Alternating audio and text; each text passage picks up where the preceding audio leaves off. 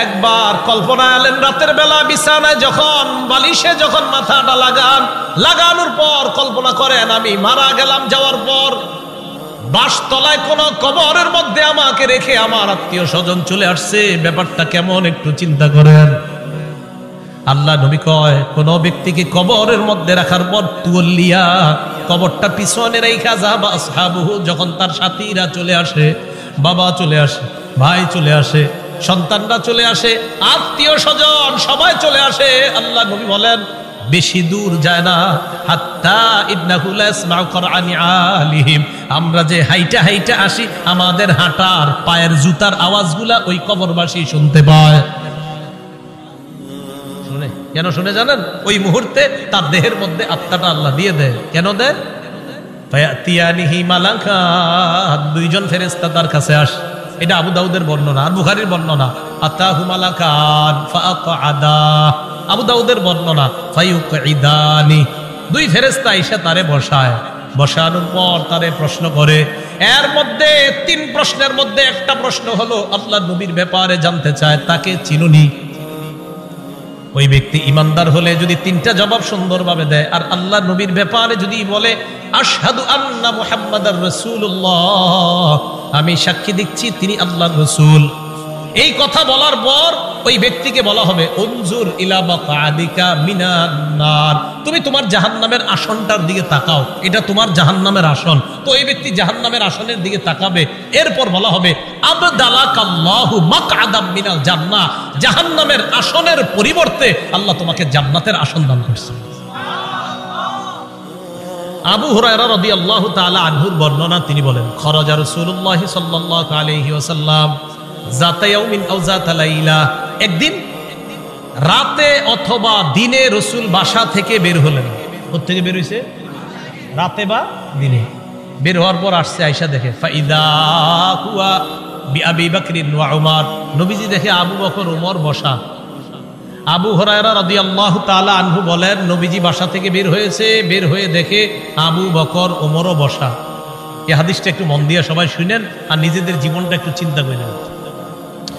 নবীজি তাদের দুইজনকে প্রশ্ন করলেন, আবু বকর এবং ওমর, এই দুই সাহাবী, বিখ্যাত দুই সাহাবীকে প্রশ্ন করলেন, আচ্ছা তোমরা এইখানে এই মুহূর্তে কেন?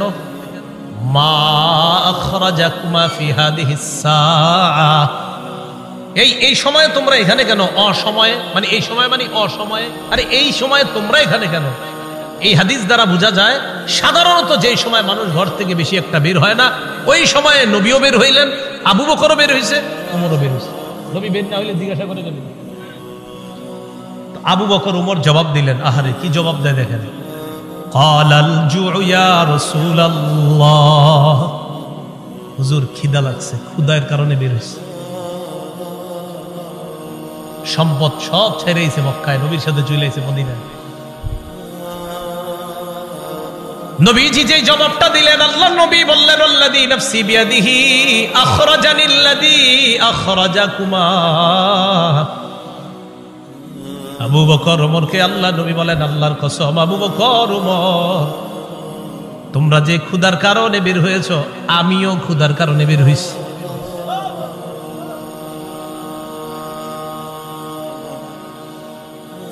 আমি যখন এটা পড়ছি, বিশ্বাস করেন কি দেখেন, দুই সাহাবীর আগে বলছে কেন বেরোছো? হুজুর ক্ষুধা। নবীজি করেন আমিও তো ক্ষুধায় বেরোছি। কওমু চলো আমার সাথে চলো। ফাকামু মাআ, দুই সাহাবী আল্লাহ নবীর সাথে চললেন। ফাআতা রাজুলাম মিনাল আনসার, এক আনসারী সাহাবীর বাড়িতে গেলেন। ফাইদা হুয়া লাইসা ফি বাইতিহি, সাহাবী বাড়িতে নাই। রাআতহুল মারআ, ঘর থেকে আনসারীর বিবি দেখা ফেলছে, সর্বনাশ, আমাদের বাসায় এই তিনজনকে, আল্লাহু আকবার, মহিলা চিনা ফেলছে। ভিতর থেকে বলতেছে মারহাবা, স্বাগতম স্বাগতম। এমন মেহমান পাইলে কে স্বাগত না জানায়? আরে সাহাবী রাসূলুল্লাহ সাল্লাল্লাহু আলাইহি সাল্লাম আর আবু বকর ওমরকে যখন আনসারী সাহাবীর বিবি দেখলেন, ভিতর থেকে বলা শুরু করলেন স্বাগতম স্বাগতম, আপনারা ভিতরে আসেন, ঘরে বসেন। নবীজি ঘরে গিয়ে বললেন, আইনা ফুলান, স্বামী কোথায়? মহিলা ভিতর থেকে জবাব দিলেন, যাহাবা ইস্তাযিমু লানা মিনাল মা, হুজুর মিষ্টি পানি আনতে গেছে আমাদের জন্য। এবার দেখেন কি হয়, ইতিমধ্যে আনসারী সাহাবী আসছে। আসার পর সাহাবী দেখে বাসায় নবীজি, আবু বকর, ওমর। আচ্ছা একটু ভাবেন তো মনে মনে, ওই যুগে যদি আপনি হইতেন আর যদি বাড়িতে গিয়ে দেখতেন হঠাৎ নবীজি আর আবু বকর, ওমর আপনার ঘরে,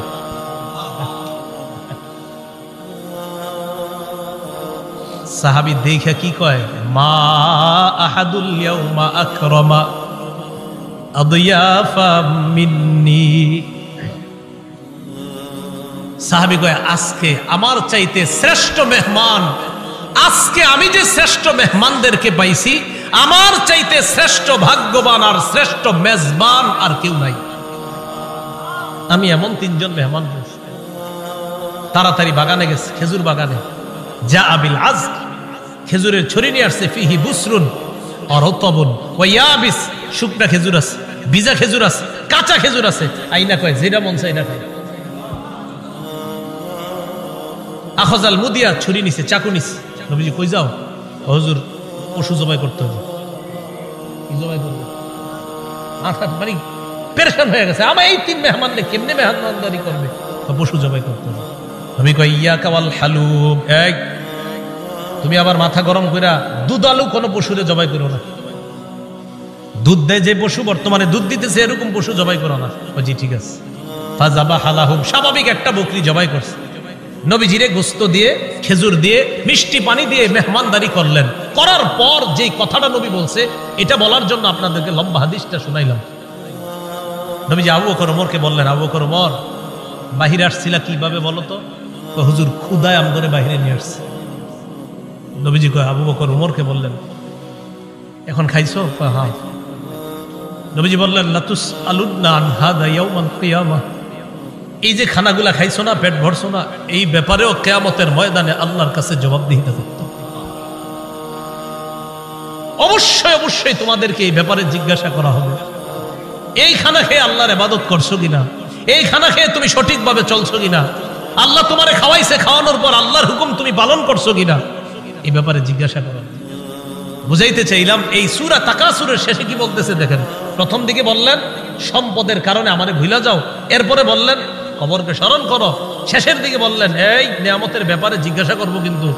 আল্লাহ বলেন, আল্লাহকুমুত তাকাসুরু হাত্তা যুরতুমুল মাকাবির, সম্পদের প্রাচুর্যতা, প্রাচুর্যের প্রতিযোগিতা তোমাদেরকে আল্লাহ থেকে বিমুখ করে দিয়েছে, আল্লাহ থেকে দূরে সরায়া দিয়েছে। তাহলে আল্লাহকুম তোমাদেরকে ভুলিয়ে দিয়েছে, আত-তাকাসুর প্রাচুর্যের প্রতিযোগিতা আল্লাহ থেকে ভুলিয়ে দিয়েছে, ভুলিয়ে রেখেছে, তোমাদেরকে গাফেল করে রেখেছে। কতদিন? হাত্তা যুরতুমুল মাকাবির, কবরে যাওয়া পর্যন্ত তোমাদের এই প্রতিযোগিতা চলতেই থাকবে। কবরে যাওয়া পর্যন্ত তোমাদের এই প্রতিযোগিতা চলতেই থাকবে। তো এই কথাটা আল্লাহ পাক রব্বুল আলামিন জানিয়ে দিলেন। সহিহ বুখারীর বর্ণনা ৬৪২৫ নম্বর হাদিস। এই হাদিসটা বুঝার আগে বুঝেন, বাহরাইনের গভর্নর নবীজি যাকে বানিয়েছিলেন তার নাম আলা ইবনুল হাজরামি, নবীর এক সাহাবী। তাকে নবীজি বাহরাইন দেশের আমির বানাইলেন। বাহরাইনের নাম শুনি না আমরা? তো বাহরাইনের আমির বানাইলেন যাকে, তার নাম আলা ইবনুল হাজরামি। এই আলা ইবনুল হাজরামিকে রাসূলুল্লাহ সাল্লাল্লাহু আলাইহি সাল্লাম বাহরাইনের আমির বানায়া দিলেন। এখন বাহরাইনের সাথে রসুলের চুক্তি হয়েছে। চুক্তিটা হলো এই, বাহরাইন মুসলমানদের অধীনে থাকবে, তারা ট্যাক্স দিবে, কর দিবে, জিজিয়া দিবে। তো নবীজি কি করলেন, তার এক সাহাবীকে পাঠাইলেন বাহরাইন থেকে কর বা জিজিয়া বা ট্যাক্স নিয়ে মদিনে আসার জন্য। এতটুকু কথা বুঝছেন? নবীজির অধীনস্থ এক ব্যক্তি বাহরাইনের আমির। তো নবীজি মদিনা থেকে আরেক সাহাবীকে পাঠাইলেন, যাও বাহরাইনের ট্যাক্স গুলা নিয়ে আসো, গরিবদের যে গরিবদেরকে সাহায্য সহযোগিতা করবো যেগুলা দিয়ে, এগুলা নিয়ে আসো। এতটুকু বুঝে থাকলে হাদিসটা বলবো। এতটুকু বুঝছি তো সবাই? আচ্ছা। আন্না রাসূলুল্লাহ সাল্লাল্লাহু আলাইহি ওয়াসাল্লাম বাআসা আবা উবাইদা ইবনুল জাররাহ ইলাল বাহরাইন ইয়াতি বিজিজিয়াতিহা। আবু উবাইদা ইবনুল জাররাহ রাদিয়াল্লাহু তাআলা আনহুকে রাসূল বাহরাইনে পাঠাইলেন ট্যাক্স আনার জন্য। বলেন তো বাহরাইনের আমিরকে? আরেক সাহাবী, নাম আলা ইবনুল হাজরামি। এতটুকু দরকার, খালি একটু মনে রাখেন, এক সাহাবী আমির, আরেক সাহাবীরে পাঠাইছে সম্পদ আনতে। তো তিনি গেলেন বাহরাইন। ফাকাদিমা আবু উবাইদাতা বিমালিম মিনাল বাহরাইন। আবু উবাইদা রাদিয়াল্লাহু তাআলা আন বাহরাইন থেকে সম্পদ নিয়ে মদিনায় আসলেন। ফাসামিআতিল আনসার বিকুদুমিহি। আবু উবাইদা যে সম্পদ নিয়ে মদিনায় আসলেন, আনসাররা টের পাইছে, জানতে পারছে যে নবীজির সাহাবী আবু উবাইদা সম্পদ নিয়ে মদিনায় আসছে। মদিনায় আসছে কখন? ফজরের নামাজের আগে। কখন? তাহলে বলেন তো, সম্পদ আনার পর উনি যে এখন প্রথম নামাজটা পড়বে, এটার নাম কোন নামাজ? ফজর নামাজ। মাশাআল্লাহ। ফাওয়াফাউ রাসূলুল্লাহ সাল্লাল্লাহু আলাইহি ওয়াসাল্লাম। আনসাররা যখন জানতে পারলেন আল্লাহর রাসূলের এক সাহাবী সম্পদ নিয়ে বাহরাইন থেকে মদিনায় আসলেন, ফাওয়াফাউ সালাতাস সুবহি মা রাসূলিল্লাহ সাল্লাল্লাহু আলাইহি ওয়াসাল্লাম। আনসাররা আল্লাহর রাসূলের সাথে ফজরের নামাজে শরীক হয়। ফালাম্মান সারাফা তাআররাদু লাহু। নবীজি যখন নামাজের সালাম ফিরাইলেন, সালাম ফিরানোর পর ফজরের পর দেখবেন ইমাম সাহেব মুসল্লিদের দিকে ফিরে বসে, ঠিক না? নবীজিও ফিরলেন, নবীজি তাকায় দেখে আনসারী সাহাবারা তাআররাদু লাহু, আল্লাহর নবীর দিকে সবাই মুখ করে বসা। ফাতাবাসসামা রাসূলুল্লাহ সাল্লাল্লাহু আলাইহি ওয়াসাল্লাম হিনা রাআহুম। তাদেরকে দেখা আল্লাহর রাসূল একটা মুস্কি হাসি দিলেন। কি হাসি দিলেন? মুস্কি হাসি। তো মুস্কি হাসি দেওয়ার পর কি জিজ্ঞাসা করে দেখেন, ফাসামিআতুম বিকুদুমি আবি উবাইদা ইবনুল জাররাহ ওয়া আন্নাহু জাআ বিমাল। কি ব্যাপার? আবু উবাইদা যে মদিনায় মাল নিয়ে আসছে, এটা মনে হয় শুনছো, ঠিক না? সম্পদ নিয়ে আসছে, এটা শুনছো, তাই না? এই জন্য আসছো? সাহাবীরা কয়, আজাল ইয়া রাসূলুল্লাহ, হুজুর ঠিকই ধরছেন, এই জন্য আসছি। নবীজি তাদেরকে দেখে একটা মুস্কি হাসি দিলেন। নবীজি, হ্যাঁ আমি বুঝতে পারছি। এবার আল্লাহর নবী বললেন, আবশিরু, সুসংবাদ গ্রহণ করো, আম্মিলু মা ইয়াসুররুকুম, তোমরা আশা করো যা তোমাদেরকে আনন্দিত করবে। তবে একটা কথা শোনো, মাল ফাকর আখশা আলাইকুম, তোমরা গরিব হয়ে যাবা, দরিদ্র হয়ে যাবা, এই দারিদ্রতার আশঙ্কা তোমাদের ব্যাপারে আমি করছি না। ওয়ালাকিন আখশা আলাইকুম আন তুবসাতা আলাইকুমুদ দুনিয়া কামা বুসিতাত আলা মান কানা ক্বাবলাকুম, তবে আমি আশঙ্কা করছি দুনিয়া তোমাদের সামনে এমন ভাবে বিছায়া দেওয়া হবে যেমন অতীত জামানার মানুষের সামনে দুনিয়া বিছায়া দেওয়া হয়েছে। প্রচুর সম্পদের মালিক হবা তোমরা, এটা আমার আশঙ্কা। আমি এই আশঙ্কা করি না তোমরা গরিব হবা, বরং আমি এই আশঙ্কা করছি অতীতের মানুষের মতো তোমাদের প্রচুর সম্পদ হবে। তারপর কি আশঙ্কা করি জানো? ফাতানাফাসুহা কামা তানাফাসুহা, আমার আশঙ্কা তারা যেমন সম্পদের প্রতিযোগিতা করছে তোমরাও সম্পদের প্রতিযোগিতা করবা, এটা আমার আশঙ্কা। রাসূলুল্লাহ সাল্লাল্লাহু আলাইহি সাল্লাম এই কথা বলার পর শেষের দিকে বলেন, শোনো তোমরা, আমি যে আশঙ্কা করছি তোমরা সম্পদের প্রতিযোগিতা করবা, অতীত জামানার মানুষের মতো সম্পদের প্রতিযোগিতা করবা, এক পর্যায়ে সম্পদ কি করবে তোমাদেরকে জানো? নবীজি বলেন, ফাতুলহিয়াকুম কামা আলহাতুহুম, সম্পদ যেমন তাদেরকে আল্লাহ ভুলাইয়া দিছে, তোমাদেরকেও তোমাদের সম্পদ আল্লাহ থেকে দূরে সরাইয়া দিবে। নাউজুবিল্লাহ। হাদিস দ্বারা বোঝা যায় সম্পদ বেশি হওয়া দোষের না, কিন্তু সম্পদ বেশি হইলে যদি আল্লাহরে ভুলে যায় মানুষ, এটা দোষের। সম্পদ বেশি হয়ে যদি কারে ভুলে যায়? সম্পদ দিছে কে? এখন আল্লাহ ভুলে গেছে। নবীজি বলেন, আমার আশঙ্কা অতীত জামানার মানুষ যেমন সম্পদ পেয়ে প্রতিযোগিতায় নাইমা আল্লাহরে ভুলে গেছে, তোমরাও আল্লাহকে ভুলে যাবা, এটা আমার আশঙ্কা। আল্লাহ আমাদেরকে হেফাজত করেন। তো এই কথাটাই আল্লাহ বললেন, আল্লাহকুমুত তাকাসুর, সম্পদের প্রাচুর্য, প্রাচুর্যের প্রতিযোগিতা তোমাদেরকে আল্লাহর ইবাদত থেকে দূরে সরে রাখছে, গাফেল করে রাখছে। কতদিন জানো? হাত্তা যুরতুমুল মাকাবির, কবরে যাওয়া পর্যন্ত এই অবস্থা চলল। মুসলিম শরীফের একটা হাদিস শুনেন, আমাদের মাদ্রাসার পাঠ্যপুস্তক অনুসারে 2958 নম্বর হাদিস, আর যারা মোবাইলে পকেটে রাখেন এই মোবাইল অনুযায়ী 7310 নম্বর হাদিস। আবার কইলা মিলেনি আছে অনেকে। তো মুসলিম শরীফের আপনারা যারা মোবাইলে অ্যাপস চালান সেটাতে 7310 দেখেন মিলবে 100%। আর আমাদের মাদ্রাসার পাঠ্যপুস্তক অনুসারে 2958 নম্বর হাদিস।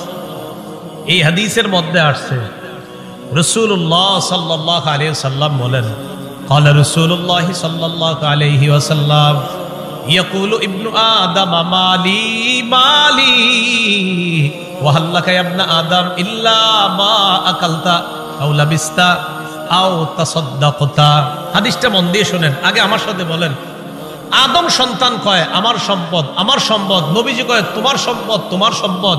একজনে কয় আমার বাড়ি আছে, আমার গাড়ি আছে, আমার মার্কেট আছে, আমার 10টা দোকান আছে। আদম সন্তান এগুলা বলে, নবীজি কয় ধুর মিয়া তোমার মাত্র 3টা জিনিস আছে। না আমরা কই আমার 10 কাঠা জায়গা আছে, 20 বিঘা জমিন আছে, নবী কয় 3টা 2 বিঘা। এবার মন দিয়ে শোনেন হাদিসটা, বলেন আমরা বলি আমাদের এটা আছে সেটা আছে, নবী কয় সম্পদ 3টা। বলেন কয়টা? 3টা। قال رسول الله صلى الله عليه وسلم يقول ابن آدم مالي مالي আদম সন্তান কয় আমার সম্পদ আমার সম্পদ। وهل لك يا ابن آدم من مالك إلا ما أكلت فأفنيت। ও আদম সন্তান তোমার 3টা সম্পদ। 1 নাম্বার সম্পদ যা খাইলা, খাওয়ার পর শেষ করলা, পিছনের রাস্তা দিয়ে বের করলা, এটা তোমার 1 নাম্বার সম্পদ। যা খাইছেন এটাই সম্পদ, এটাই তো সম্পদ। 2 নাম্বার আউলা বিস্তাফা আবলাইতা, কাপড় পরতে পরতে পুরাতন হয়ে গেছে অথবা খাটো হয়ে গেছে, ছিঁড়ে গেছে, এখন আর পরো না, এই কাপড়ই তোমার সম্পদ। 3 নাম্বার আও তাসাদদাকতা ফাআমজাইতা, সদকা করতে করতে কিছু সম্পদ তুমি কমিয়েছিলা, তোমার মনে হচ্ছে তোমার সম্পদ কমে গেছে, আমি নবী বলে গেলাম তোমার এই সম্পদটা কমে নাই, এটাও তোমার সম্পদ, মরণের পর আল্লাহর কাছে পেয়ে যাইবা। সম্পদ কয়টা? আমরা কই অনেকগুলা, নবীজি কয় কয়টা? যা খাইছো, যা পরিধান করছো, যা জান সৎকা করছো, শেষ। আমাকে আপনাকে যখন কবরে নিবে, মনে করেন আগামীকালও যদি আমি আপনার কেউ মারা যাই, একটু পরে যদি আমাদের কেউ মারা যায়, বাসতলায় যখন আমাদেরকে এলাকাবাসী নিয়ে যাবে, নবীজি কয় জানো তোমার লাশের সাথে 3টা জিনিস কবর পর্যন্ত যায়। বলেন কয়টা? قال رسول الله صلى الله عليه وسلم يتبع الميت ثلاثه। আল্লাহ নবী বলেন কবর পর্যন্ত মৃত ব্যক্তির সাথে 3টা জিনিস যায়। 1 নাম্বার আল আহাল, পরিবার যায়। 2 নাম্বার আল মাল, সম্পদ যায়। 3 নাম্বার আল আমাল, আমল নামা যায়। বলেন কবর পর্যন্ত আমার আপনার লাশের সাথে কয়টা জিনিস যাবে? 1 নাম্বার পরিবার, বলেন 1 নাম্বার, 2 নাম্বার সম্পদ, 1 নাম্বার, 2 নাম্বার, 3 নাম্বার আমল। এবার নবীজি বলেন ইয়ারজিউ ইসনান, 3টার মধ্যে 2টা ফিরে আসবে। ইয়ারজিউল মাল ওয়াল আহাল, সম্পদ ফিরে আসবে, পরিবার ফিরে আসবে। ওয়ায়াবকাল আমাল, আমল নামা থেকে যাবে। আবার আপনার সাথে 3টা জিনিস যাবে, মাল যাবে, পরিবার যাবে, আর আমল নামা যাবে। নবীজি কয় আমল নামাটা ছাড়া আর সব চলে আসবে। আল্লাহ আমাদের সকলকে আমল বাড়ানোর তৌফিক দান করেন। গর্ব অহংকার ছেড়ে সম্পদ যদি কিছু হয় শুকরিয়া আদায় করার তৌফিক দান করেন। তাহলে বলেন তো আমার সম্পদ দেওয়ার মালিককে? সম্পদ পেয়ে মালিককে ভুলে যাওয়া যাবে? আল্লাহ কয় আল্লাহকুমুত্তাকাসুর, প্রাচুর্যের প্রতিযোগিতা তোমাদেরকে আল্লাহ ভুলাইয়া দেয়। তিরমিজি শরীফের বর্ণনা, 2308 নম্বর হাদিসের বর্ণনা। এই হাদিসের মধ্যে আসছে কানা উসমান ইবনে আফফান রাদিয়াল্লাহু তাআলা আন ইদা ওয়াকাফা আলা কবরিন বাকা। ওসমান গনি যখন কবরের সামনে দাঁড়াইতেন কান্না শুরু করে দিতেন। হাত্তা ইয়াবুল্লা লিহিয়া, ওসমান গনি কানতে কানতে তার দাড়িগুলা ভিজে যাইতো। কিসের সামনে দাঁড়ায়? ফাকিলা লাহু, উসমানকে বলা হলো, তাজকুরুল জান্নাতা ওয়ান নার, আপনি জান্নাতের আলোচনা করেন, জাহান্নামের আলোচনা করেন, ওয়ালা তাবকি, তখন তো কান্দেন না। জান্নাত জাহান্নামের কত আলোচনা আপনি করেন, তখন আপনি কান্না করেন না। ওয়া তাবকি মিন হাযা, আপনি যখনই কবরের সামনে আসেন তখন কান্না করেন কেন? উসমান গনি জবাব দেয়, সামিআতু রাসূলুল্লাহি সাল্লাল্লাহু আলাইহি ওয়াসাল্লাম ইয়াকুল, আমি আল্লাহ নবীকে বলতে শুনলাম, ইন্নাল কবর আউয়ালুল মানাজিলিল আখিরা, নবীজি বলেন, ইন্নাল কবর, নিশ্চয় কবর, আউয়ালু মানাজিলিল আখিরা, কবর হলো আখিরাতের প্রথম ঘাঁটি।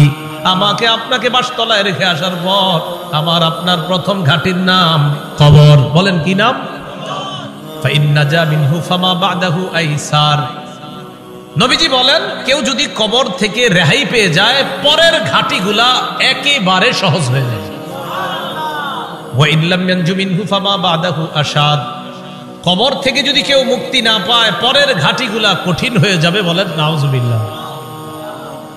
এরপর হাদিসের শেষে বলে, ক্বালা রাসূলুল্লাহ সাল্লাল্লাহু আলাইহি ওয়াসাল্লাম, নবীজি বলেন, মা রাআইতু মানজারান কাত্তু ইল্লা ওয়াল কবরু আফযাউ মিন, নবীজি বলেন, শোনো, কবরের চাইতে এত ভয়ঙ্কর কোন দৃশ্য আমার জানা নাই।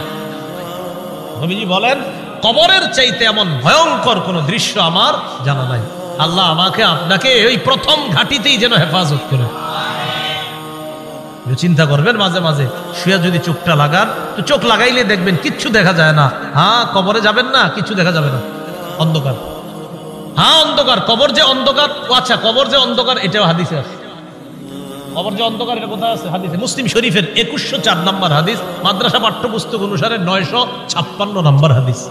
এই হাদিসের মধ্যে আসছে, عن أبي هريرة رضي الله تعالى عنه قال أن امرأة سوداء كانت تقم المسجد أو شابا, একজন কালো মহিলা অথবা একজন কালো যুবক মসজিদ ঝাড়ু দিত। কি ঝাড়ু দিত? আপনারা ঝাড়ু দেননি মসজিদ? না, আপনারা শুধু মুয়াজ্জিন সাহেব আর খাদেমের অপেক্ষা থাকবেন, নিজেরা ঝাড়ু দিবেন। মসজিদ ঝাড়ু দিলে দিল সাফ হয়, পরিষ্কার হয়। এক কালো মহিলা অথবা একজন কালো যুবক মসজিদ ঝাড়ু দিত। ফামাতা, হঠাৎ মারা গেছে। মারা যাওয়ার পর সাহাবীরা কবর দিয়ে ফেলছে, নবীরে জানানোর প্রয়োজন মনে করে নাই। বিষয়টা এমন আর কি, ও মারা গেছে, আরে এটা নবীজির আর বলার কি আছে, কবর দিয়ে। নবীজি সাল্লাল্লাহু আলাইহি সাল্লাম প্রশ্ন করলেন, আচ্ছা ওই কালো মহিলাটা না কালো যুবকটা, হয়তো মহিলা হতে পারে, না হয় যুবক, আচ্ছা ওই কালো যুবকটাকে দেখছি না কেন, কোথায় ওটা ঝাড়ু যে দেয়? সাহাবীগণ বললেন, হুজুর সে তো মারা গেছে। আচ্ছা মারা গেছে মানে? আফালা কুনতুম আযানতুমুনি, তো আমাকে জানাবা না তোমরা? হাদিসের মধ্যে আছে, কান্নাহুম সাগগারু আমরাহা আও আমরা, সাহাবীরা বিষয়টা হালকা মনে করছে, তাই নবীরে জানায় না যে হুজুর একজন মারা গেছে, ঝাড়ু দিত, কবর দিয়েছে। নবীজি কো, আমারে জানাইলা না কেন তুমি? দুল্লুনি আলা কবরিহা আও আলা কবরিহি, তাড়াতাড়ি তার কবর আমারে দেখাও, নিয়ে যাও। ফাদাল্লুহু আলা কবরিহা আও আলা কবরিহি, আল্লাহ রাসূলকে তার কবরের কাছে নিয়ে যায়। নিয়ে যাওয়ার পর ফাসাল্লা আলাইহা, আল্লাহ রাসূল জানাজার নামাজ পড়লেন। আপনারা আবার এই আমল করেন না, কিন্তু এটা রাসূলের জন্য খাস।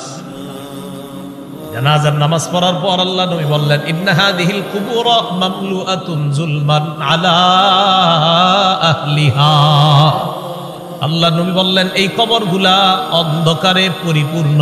নবীজি বললেন এই কবরগুলা অন্ধকারে পরিপূর্ণ। কবরগুলা বলেন অন্ধকারে, কবরগুলা একবার ভাবেন, চোখটা বন্ধ করে, অন্ধকার, কিচ্ছু দেখা যায় না। আল্লাহ নবী কয় এই কবরগুলা অন্ধকারে পরিপূর্ণ। হ্যাঁ,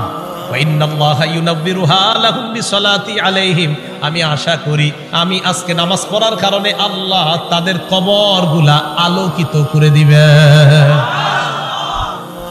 খাঁটি ইমানদার যদি হন, যদি ইমান নিয়ে যেতে পারেন, তো আপনার কবর আল্লাহ আলোকিত করে দিবেন। আলাদা মোমবাতি দিতে হবে না।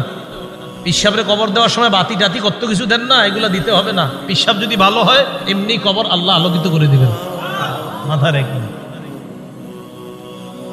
তাহলে কবর অন্ধকার একটা জগতের নাম, দুনিয়াতে থাকতে এটা আলোকিত করার ব্যবস্থা করতে হবে। আল্লাহরে বলা, আল্লাহ আমার কবরটা জান্নাতের বাগান বানায়া দিয়েন, আমার কবরটা আলোকিত করে দিয়েন। আল্লাহ বাবা মারা গেছে, বাবার কবরটা জান্নাতের বাগান বানান, বাবার কবরটাকে আপনি আলোকিত করে দেন, এইভাবে বলা। তাহলে কবর অন্ধকার জগৎ, এটা জানলাম।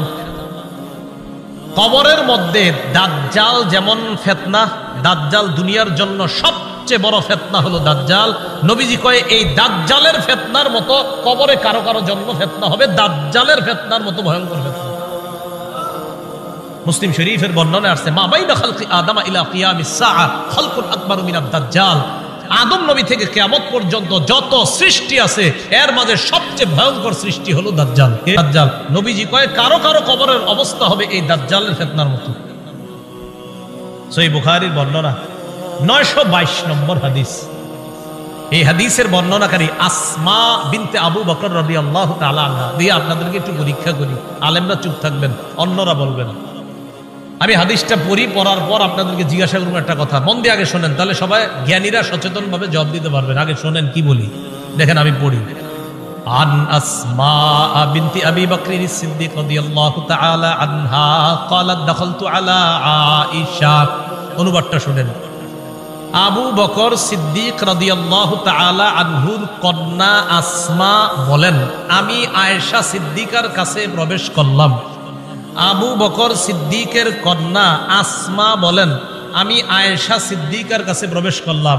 আলেম ছাড়া অন্যরা বলেন তো আসমা আর আয়েশা সম্পর্কে কি হয়? মাশাআল্লাহ, কি হয়? কারণ আবু বকর আয়েশা রাদিয়াল্লাহু তাআলা আনহার পিতার নাম কি? আবার আসমা রাদিয়াল্লাহু তাআলা আনহার পিতার নামও মাশাআল্লাহ। এই আসমা রাদিয়াল্লাহু তাআলা আনহা বলেন, আমি আমার বোন নবীর বিবি আয়েশা সিদ্দিকার কাছে গেলাম। যাওয়ার পর দেখি ওয়ান্নাসু ইউসাল্লুন, গিয়ে দেখি মানুষ নামাজ পড়ে।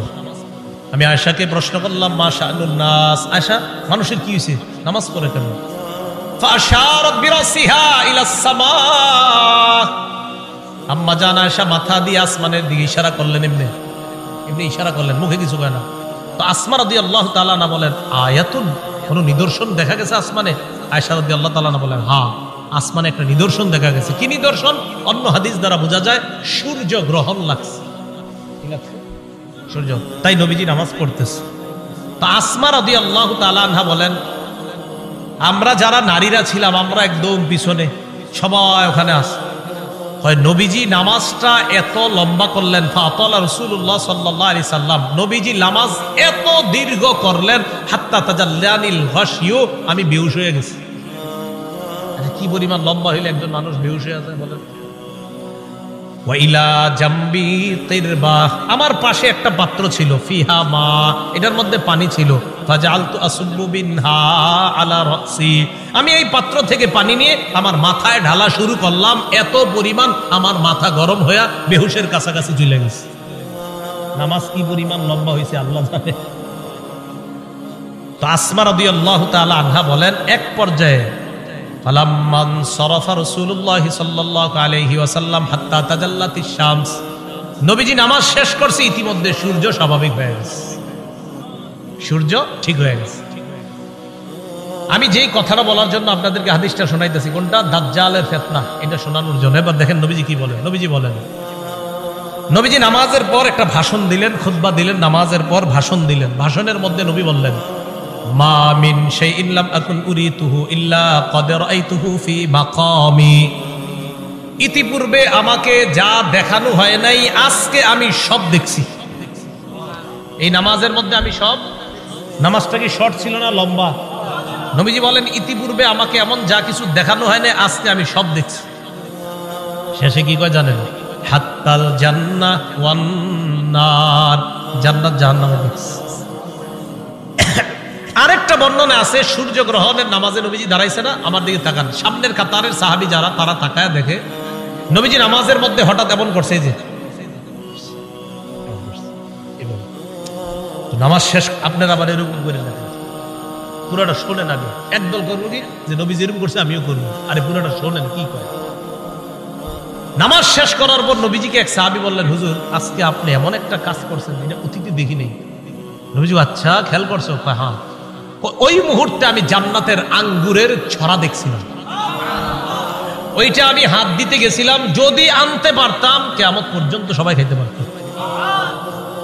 আপনি আগে আঙ্গুর দেখেন না? দেখলেন হাত দিবেন, দেন না, এই জন্য আমল করতে চান না। রাসূলুল্লাহ সাল্লাল্লাহু আলাইহি সাল্লাম বলেন, মা মিন শাইইন লাম আকুন উরিতুহু ইল্লা ক্বাদ রাআইতুহু ফি মাকামি। ইতিপূর্বে আমাকে যা দেখানো হয় নাই, আজকে আমি সব দেখলাম। হাত্তাল জান্নাত ওয়ান নার, জান্নাত জাহান্নাম আমি দেখলাম। নবীজি বলেন, ইন্নাহু ক্বাদ উহিয়া ইলাইয়া আন্না, আল্লাহ রাসূল বলেন আমার কাছে এই ওহী প্রেরণ করা হয়েছে, আন্নাকুম তুফতানুনা ফিল কুবুর মিসলা আও করিবা মিন ফিতনাতি দাজ্জাল। আল্লাহ নবী বলেন আমার কাছে এই ওহী দেওয়া হয়েছে, তোমরা কবরের মধ্যে অনেক এমন ফিতনার মধ্যে পড়বা যেই ফিতনাটা হবে দাজ্জালের ফিতনার মতো ফিতনা। বলেন নাউযুবিল্লাহ। বিশ্বাস করেন দাজ্জালের ব্যাপারে আমি পড়ছি বলে আপনাদেরকে বলে বুঝাইতে পারতেছি না, তো আমি বুঝতেছি যদি দাজ্জালের ফিতনাটা হয় তো কত বড় ভয়ঙ্কর ফিতনা হবে। আমি সবগুলা কথা বললে বুঝতে পারতেন যে দাজ্জাল কতটা ভয়ঙ্কর ফিতনার নাম। রাসূল বললেন কবরে অনেকের এই ফিতনা হবে দাজ্জালের মতো, খুব ভয়ঙ্কর ফিতনা, ও কঠিন ভয়ঙ্কর ফিতনা। আল্লাহ আমাদেরকে হেফাজত করেন। তো আল্লাহ কয় এই কবর পর্যন্ত তোমরা সম্পদের প্রতিযোগিতা চলে, যেই কবরে এই অবস্থা হবে আর তোমরা সম্পদ নিয়ে ব্যস্ত আছো। সহিহ বুখারীর বর্ণনা 1372 নম্বর হাদিস। এই হাদিসের বর্ণনাকারী আম্মা জান আয়েশা সিদ্দিকা রাদিয়াল্লাহু তাআলা আনহা, তিনি বলেন আন্না ইয়াহুদিয়াতান দাখালাত আলা আয়েশা সিদ্দিকা রাদিয়াল্লাহু তাআলা আনহা ফাসালাত আন আযাবিল কবর।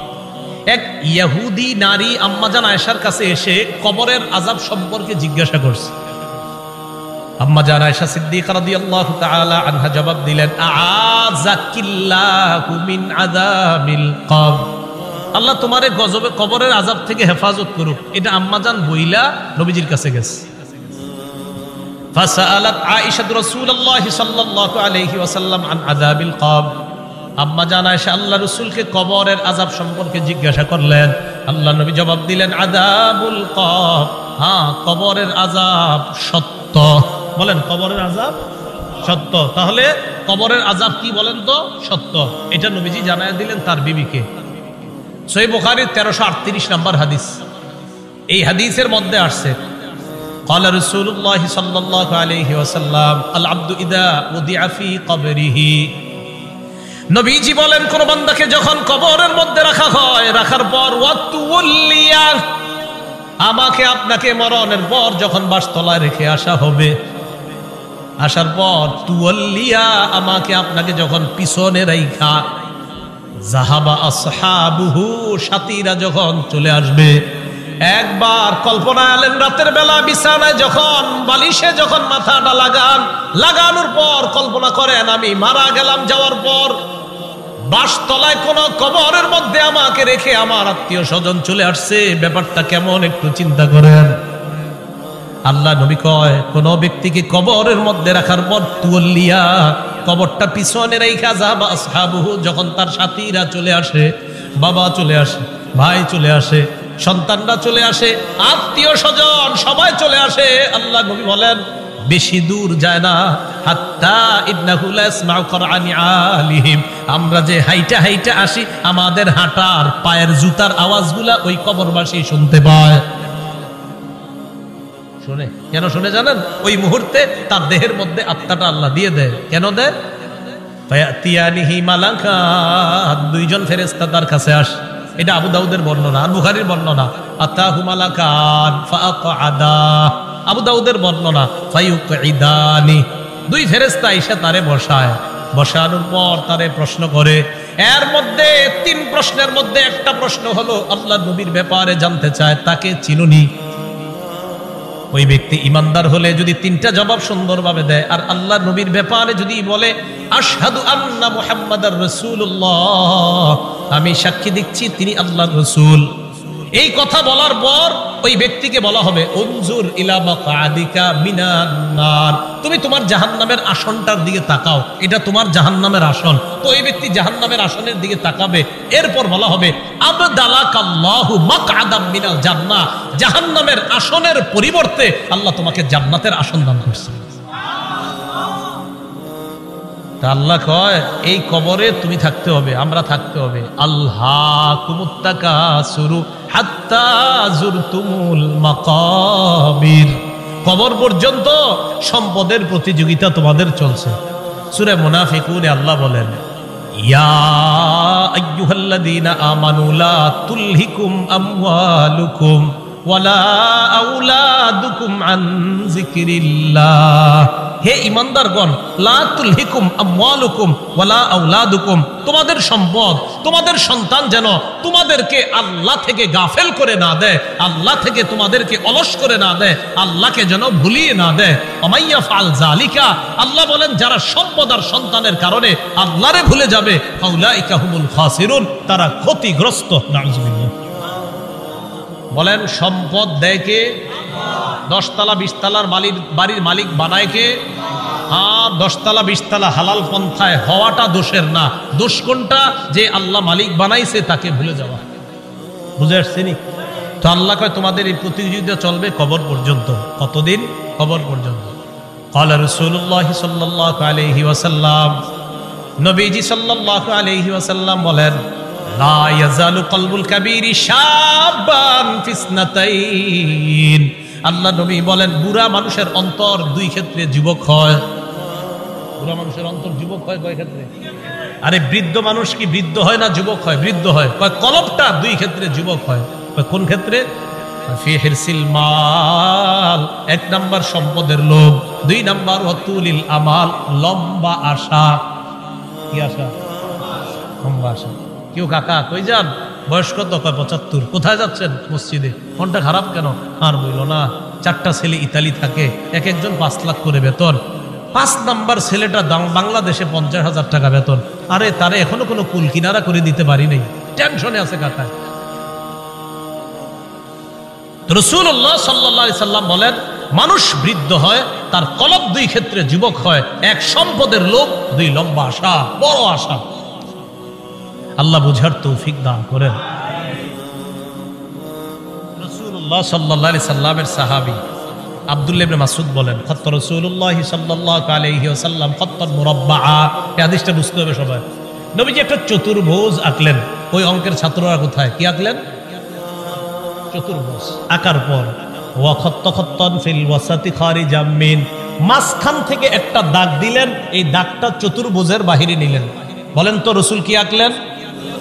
মাঝখানের দাগটা ভিতরে না বাহিরে? আচ্ছা এবার দেখেন মাঝখানে ছোট ছোট কিছু দাগ দিস। এটা চতুর্ভুজ, মাঝখানে ছোট ছোট কিছু দাগ, আর মাঝে একটা বড় দাগ। এই আশেপাশে কিছু ছোট ছোট দাগ, মাঝখানে লম্বা একটা দাগ। বলেন তো লম্বাটা কি ভিতরে আছে না বাহিরে? আচ্ছা একটু বুঝছেননি কথা। সুম্মা ক্বালা রাসূলুল্লাহ সাল্লাল্লাহু আলাইহি ওয়াসাল্লাম, নবীজি বলেন হাদাল ইনসান, মাঝখানের দাগটা হলো মানুষ। মাঝখানের দাগটা ওয়াহাদাল্লাযী মুহিতুন বিহি আও ক্বাদ আহাতা বিহি আজালু, চারদিকের চতুর্ভুজটা এটা হলো তার আয়ু, জীবন।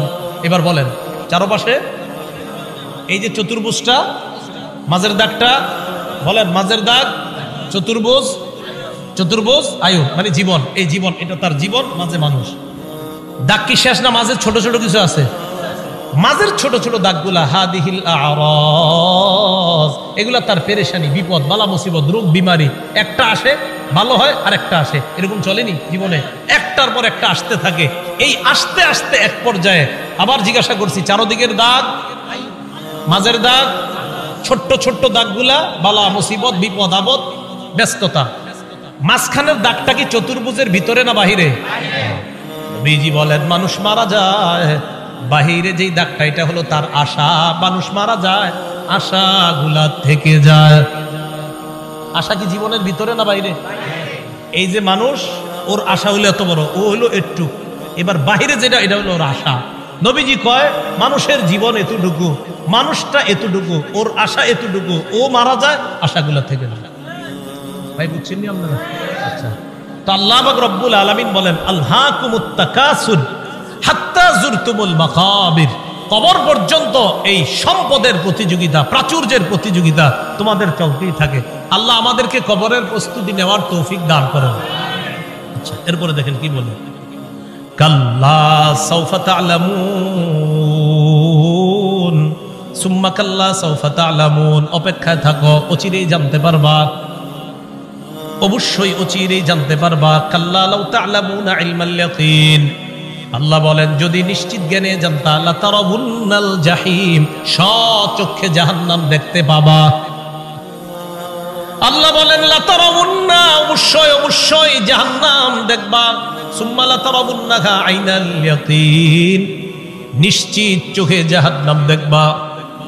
এরপর আল্লাহ বলেন সুম্মা লাতুসআলুন্না ইয়াউমা ইযিন আনিন নাঈম, এরপর তোমাদেরকে নিয়ামত সম্পর্কে জিজ্ঞাসা করা হবে। আল্লাহ বলেন অবশ্যই অবশ্যই তোমাদেরকে প্রতিটা নিয়ামতের কথা জিজ্ঞাসা করা হবে। আঙ্গুল, চোখ, কান, নাক, হাত, পা, প্রত্যেকটা অঙ্গের ব্যাপারে জিজ্ঞাসা করা হবে। ইন্নাস সামআ ওয়াল বাসারা ওয়াল ফুআদা, আল্লাহ বলেন কান শ্রবণ শক্তি, ওয়াল বাসর দৃষ্টি শক্তি, ওয়াল ফুআদা অন্তঃকরণ, সবগুলাকে কাঠগড়ায় দাঁড়াতে হবে, সবগুলাকে জিজ্ঞাসা করা হবে। এগুলার ব্যাপারে তোমাকে কাঠগড়ায় দাঁড়াতে হবে, তোমাকে জিজ্ঞাসা করা হবে সঠিকভাবে এগুলা খরচ করছো কিনা। এবার একটা হাদিস শুনুন, বলেন তো নেয়ামতের ব্যাপারে জিজ্ঞাসা করা হবে কিনা? আজকে রাতে ভাত খাইছে, খাবার, রাতের খাবার কারা কারা খাইছেন হাত তোলেন। অন্যরা খান নাই রাতের খাবার? মাশাআল্লাহ, খাবেন ইনশাআল্লাহ নাকি? দুপুরের খাবার কারা কারা খাইছেন? ঠিক আছে, হাত নামান, বাস একটা হইলেই হইছে। এবার হাদিস শুনেন, মুসলিম শরীফের 4208 নম্বর হাদিস, আবু হুরায়রা রাদিয়াল্লাহু তাআলা আনহুর বর্ণনা, তিনি বলেন খরাজা রাসূলুল্লাহ সাল্লাল্লাহু আলাইহি ওয়াসাল্লাম যাতা ইয়াউমিন আও যাতা লাইলা, একদিন রাতে অথবা দিনে রাসূল বাসা থেকে বের হলেন। কোথা থেকে বের হইছে? রাতে বা দিনে। বের হওয়ার পর আসছে, আয়েশা দেখে ফাইদা হুয়া বিআবি বকরিন ওয়া উমর, নবীজি দেখে আবু বকর ওমর বসা। আবু হুরায়রা রাদিয়াল্লাহু তাআলা আনহু বলেন নবীজি বাসা থেকে বের হয়েছে, বের হয়ে দেখে আবু বকর ওমরও বসা। এই হাদিসটা একটু মন দিয়ে সবাই শুনেন আর নিজেদের জীবনটা একটু চিন্তা করে নেন। নবীজি তাদের দুইজনকে প্রশ্ন করলেন, আবু বকর এবং ওমর, এই দুই সাহাবী, বিখ্যাত দুই সাহাবীকে প্রশ্ন করলেন, আচ্ছা তোমরা এইখানে এই মুহূর্তে কেন? মা আখরাজাকুমা ফি হাদিহিস সাআ, এই সময়ে তোমরা এখানে কেন? অসময়ে মানে এই সময় মানে অসময়ে, আরে এই সময়ে তোমরা এখানে কেন?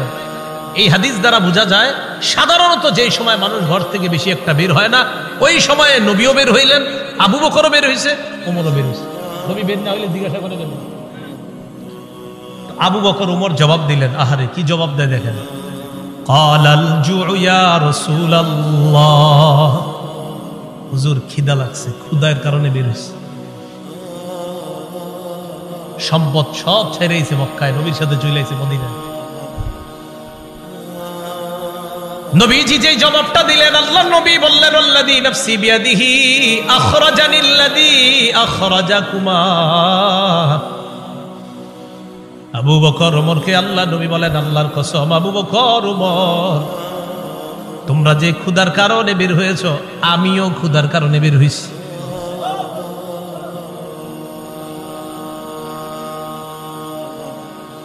আমি যখন এটা পড়ছি, বিশ্বাস করেন, কি দেখেন দুই সাহাবীর আগে বলছে কেন বেরিয়েছো? হুজুর ক্ষুধা। নবীজি কয় আমিও তো ক্ষুধায় বেরিয়েছি। কওমু চলো আমার সাথে চলো। ফাকামু মাআ, দুই সাহাবী আল্লাহ নবীর সাথে চললেন। ফাআতা রাজুলাম মিনাল আনসার, এক আনসারী সাহাবীর বাড়িতে গেলেন। ফাইদা হুয়া লাইসা ফি বাইতিহি, সাহাবী বাড়িতে নাই।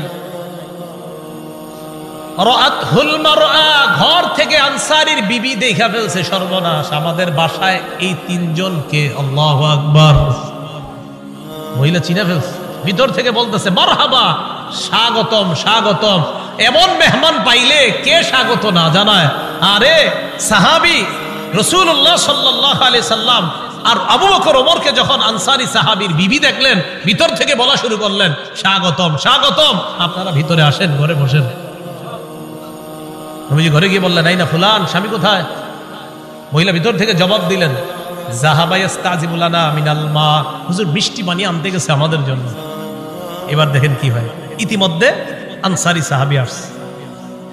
আসার পর সাহাবী দেখে বাসায় নবীজি, আবু বকর, ওমর। আচ্ছা একটু ভাবেন তো মনে মনে, ওই যুগে যদি আপনি হইতেন আর যদি বাড়িতে গিয়ে দেখতেন হঠাৎ নবীজি আর আবু বকর, ওমর আপনার ঘরে,